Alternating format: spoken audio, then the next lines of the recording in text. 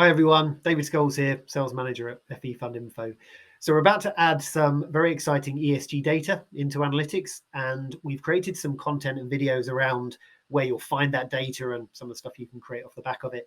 But we thought it was equally important to put together a video that explains what that data is exactly. Now, unfortunately, in this industry and this line of work, seemingly more than any others, we have to memorize a lot of different acronyms. And I'm sorry to tell you, we're just about to throw a load more at you because these acronyms and the ESG data I'm referring to originate and derive from something called the EET template, which is probably a good place to start. It's an acronym in itself. It's the European ESG Template. So let's explore first what that is. So the EET template is a EU directive that also incorporates the UK that forces all fund houses across Europe to disseminate their ESG data in a much more uniform way. Now, what does that mean in practice? It means that every single fund house in Europe has access to this EET template, which is basically a very big data capture form for ESG data. There are hundreds upon hundreds of fields of data they can disclose. Admittedly, not every single field of data is mandatory. There are a lot of fields that are, so we expect in time more of these fields to become mandated and more providers to provide that information.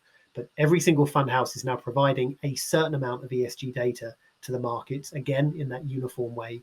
And it's incumbent on data companies such as ourselves to collect that data and disseminate it back through systems like analytics. Now, as the advisor, that means that you'll have access to lots and lots of now ESG data for you to make more informed decisions on the investment solutions you're offering to your clients. Now, off the back of this template, there are another couple of acronyms we just wanted to go over very quickly. That's again going to be added into analytics. That forms quite a vital component of the EET template overall. You've got PAI, which is Principal Adverse Impacts. You've got Principles for Responsible Investment, which is PRI. And you've got the SFDR, which is the Sustainable Finance Disclosure Regulation. So let's cover off those three now. Right, so let's tackle Principles for Responsible Investment first. The other two are connected, so we'll deal with those in a second together. So back in 2005, the UN got together with a group of institutions and institutional investors, and they formed 6 guiding principles for responsible investments, almost as beacons for other people to follow if they wanted to try and implement responsible investment into their ESG solutions. And the 6 principles still stand. They are: Principle 1, we will incorporate ESG issues into investment analysis and decision-making processes.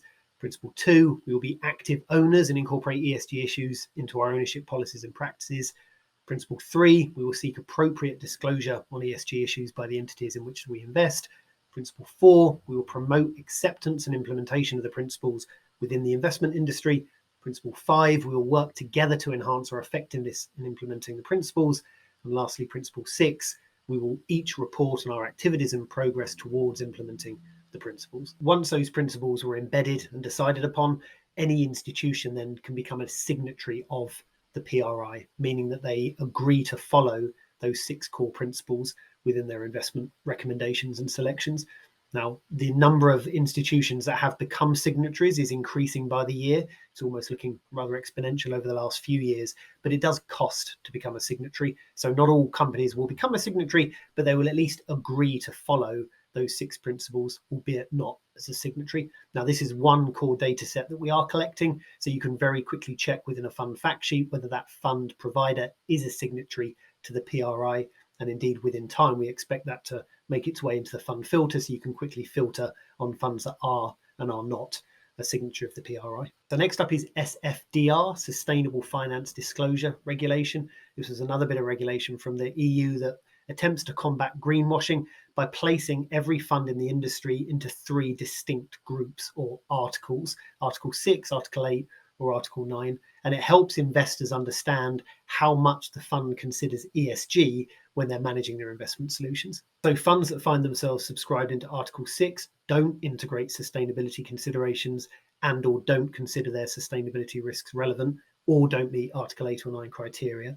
Funds in Article 8 are promoting environmental or social characteristics but don't necessarily have sustainable investing as their core objective.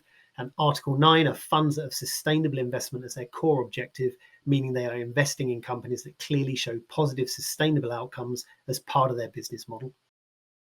Within analytics, this core bit of information is again plugged into the fund fact sheet. So very much like the PRI, you can see what article the fund is subscribed to. But unlike the PRI data, we've also plugged this into the fund filter for you. So you can quickly open up a fund filter and filter on funds that, again, subscribe to either Article 6, Article 8, or Article 9.